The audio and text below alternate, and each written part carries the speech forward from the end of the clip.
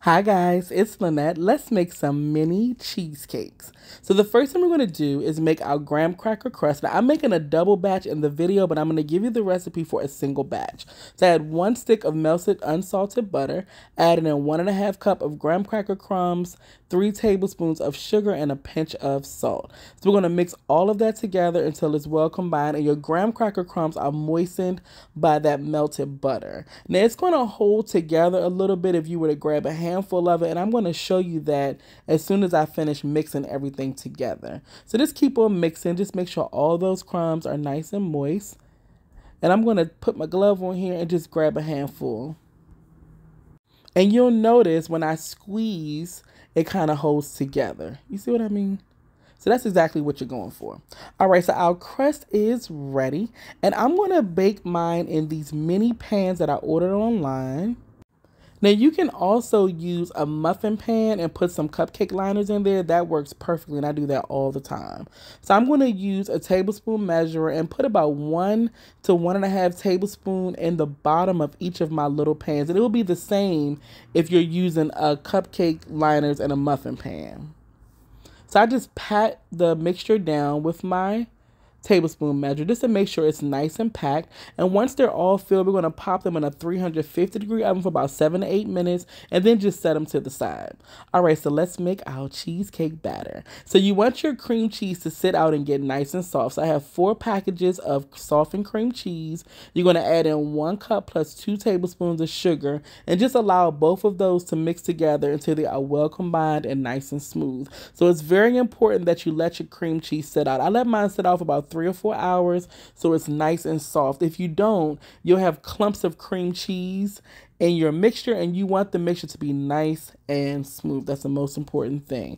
All right, so periodically you're going to stop your mixer and just scrape down the sides and the bottom of the bowl just to make sure any cream cheese that's collected on the side of the bowl or in the bottom is also getting incorporated into your cheesecake batter. You don't want any lumps of cream cheese that don't get incorporated.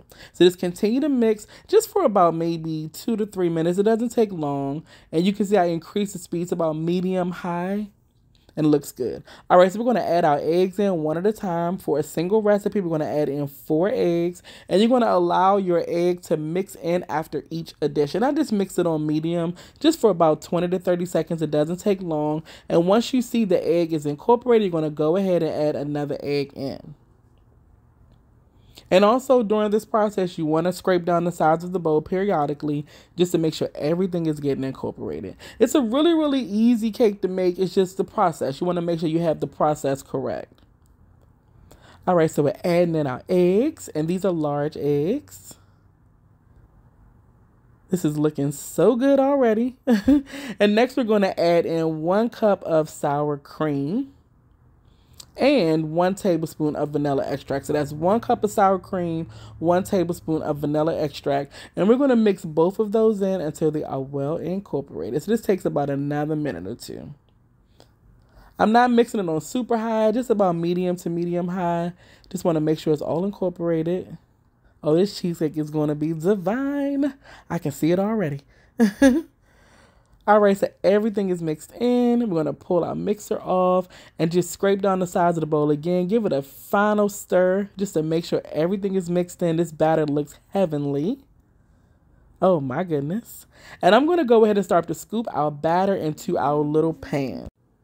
All right, so I like to use an ice cream scooper just to scoop my batter right into my pans, or if I'm using my muffin pan, it just makes it that everything is nice and even, and I make sure every pan has the same amount of that batter. Now I did decrease the oven temperature to 300 degrees, so you want to do that before you start mixing.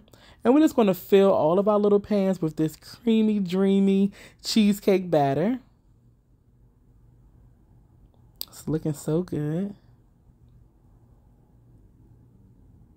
And once all of our pans are filled, we're going to pop our cheesecakes back into the oven, that 300-degree oven, for about 22 to 25 minutes. So this is what they look like before they go into the oven, and when they're ready, this is what they look like after. I just tap the pan a little bit, and if they don't jiggle, they're ready to come out. You're going to set these to the side, let them cool, and then I like to top mine with a variety of things. I have some strawberries on top, some strawberry pie filling with strawberries.